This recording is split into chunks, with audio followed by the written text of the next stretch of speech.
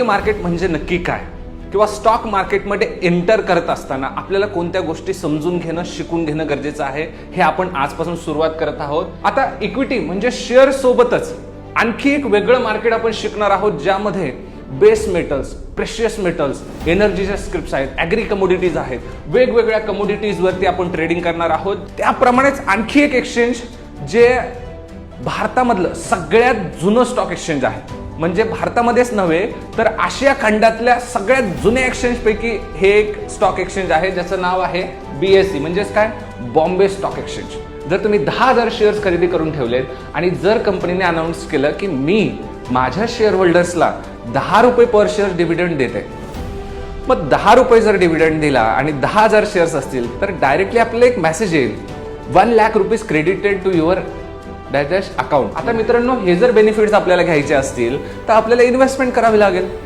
आणि जर आपण इन्व्हेस्टमेंट करत असेल तर त्यासाठी आपल्याला म्हणजे घेतलेला शेअर स्टोअर करण्यासाठी डीमॅट अकाउंट लागेल. तर डीमॅट अकाउंट कोणाचकडे असतं किंवा डीमॅट अकाउंट काय असतं हे आपण समजून घेऊयात. एखादी वस्तू जर कमी किमतीला घेऊन जास्त किमतीला विकायची, म्हणजेच त्याला आपण काय म्हणतो, खरेदी करायचं कमी किमतीला, विकायचं जास्त किंमत वाढल्यानंतर, त्याला आपण म्हणतो व्यापार, त्यालाच आपण म्हणतो ट्रेड. मग जर ट्रेड करायचं आहे तर ह्या ट्रेडचं ड्युरेशन किती आहे, फक्त एका दिवसाचं. म्हणजे आजच एखादी वस्तू खरेदी करायची आणि आजच्या आज विकून टाकायची, त्याला आपण म्हणतो इंट्राडे ट्रेडिंग. बघा, मार्केटमध्ये प्राइस वाढत असताना तर आपल्याला माहिती आहे की पहिल्यांदा खरेदी करायचं, वाढल्यानंतर विकायचं. पण मार्केटमध्ये प्राइस जर पडत असेल तर त्यासाठी सुद्धा आपल्याकडे एक पोझिशन आहे ज्याचं नाव आहे मित्रांनो शॉर्ट सेल. खूप इम्पॉर्टंट आहे हे, किंवा आपल्याला कुठं जायचंय हे समजूनच इथून पुढचं जे लर्निंग आहे ते आपण स्टार्ट करतोय. तर आपल्याला काय बनायचंय, एक प्रोफेशनल ट्रेडर बनायचंय. म्हणजे कॉल ऑप्शन काय आहे, पुट ऑप्शन काय आहे, किंवा कोणत्या मार्केट प्रमाणे, मार्केट बुलिश आहे बेरिश आहे त्यानुसार कोणत्या ऑप्शनमध्ये ट्रेड करायचा. त्यासोबतच ऑप्शनमध्ये ट्रेड करत असताना ट्रेड हा कशावरती होतो, प्रीमियमवरती. मग हे प्रीमियम काय आहे ते आपण समजून घेणार आहे. कारण पुट ऑप्शनमध्ये सुद्धा स्ट्राईक प्राइस निवडायचे, त्यामध्ये सुद्धा इंट्रिन्सिक व्हॅल्यू आहे, त्यामध्ये सुद्धा टाइम व्हॅल्यू आहे. कारण एखाद्या ऑप्शनचं प्रीमियम वाढतं म्हणजे काय वाढतं, तर त्यातली इंट्रिन्सिक व्हॅल्यू वाढत जाते.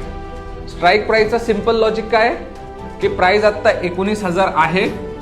समजा मी जर स्ट्राईक प्राइस निवडतो 19,100, म्हणजे प्राइस 19,100च्या वरती क्रॉस करून गेली पाहिजे. आता ही एक्सपायरी डेट कोणती आहे, कुठले कॉन्ट्रॅक्ट अवेलेबल आहेत, कुठल्या स्टॉकसाठी, इंडेक्ससाठी कसं बघायचं, तर त्यासाठी सुद्धा आपण काय करू शकतो, NSEच्या वेबसाईटला आपल्याला जायचं. ट्रेडिंग सॉफ्टवेअरमध्ये मिळणारच आहे आपल्याला, पण आपण NSEच्या वेबसाईटला जाणार आहे. त्यामध्ये कशामध्ये जायचं आपल्याला, बघा इथं आपल्याला ठरवायचंय. समजा आपल्याला निफ्टी 50 मध्ये जायचंय, चला निफ्टी 50 वर क्लिक करूयात.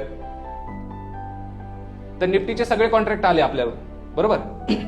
तर मी आता काय करतो, इथे बघा निफ्टी 50, त्याच्यानंतर इंडेक्स फ्युचर, आणि इंडेक्स फ्युचर सिलेक्ट केल्यानंतर इथे मला 3ही एक्सपायरी अवेलेबल आहेत. त्यासाठी आपल्याला माहित पाहिजे की आता कोणतं सेक्टर परफॉर्म करतंय, किंवा कोणत्या सेक्टरला डिमांड येऊ शकते, किंवा कोणतं सेक्टर डिमांडमध्ये, हे जर आपण आयडेंटिफाय करू शकलो, ह्या ज्या न्यूज आहेत, पॉलिसीज आहे, इकॉनॉमी कसं परफॉर्म करते, फायनान्स कसं चालू आहे, तर ह्या गोष्टींकडे जर आपलं लक्ष असेल, मार्केटमध्ये एंटर करण्याआधी 5 महत्वाच्या गोष्टी आपण पाहणार आहोत.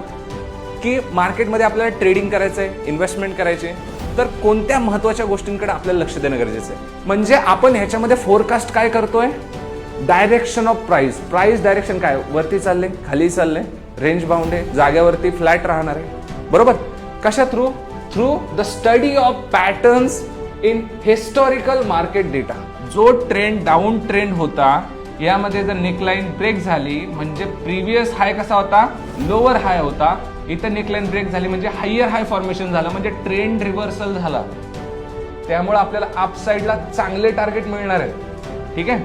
त्यामुळे आपण नेकलाईन ब्रेक झाल्यानंतर नेक्स्ट कॅन्डलच्या ओपनला काय घेणार आहे, ट्रेड, आणि जेवढा डिफरन्स आहे तेवढंच आपल्याला वरती काय मिळणार आहे, एंट्री पासून टार्गेट.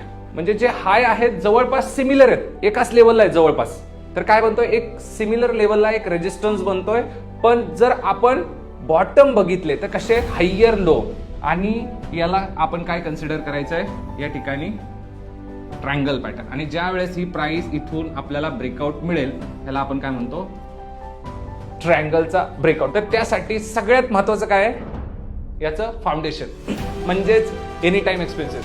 हा आपल्या लाईफचा, हा आपल्या काय जीवनाचा पाया आहे. एनी टाइम एक्सपेन्सेस ह्याला पहिल्यांदा प्रोटेक्ट करायचं. पण जर आपण कोणत्या तरी एक्सपर्ट थ्रू जर मार्केटमध्ये इन्व्हेस्ट केलं तर त्याला काय म्हणतो आपण,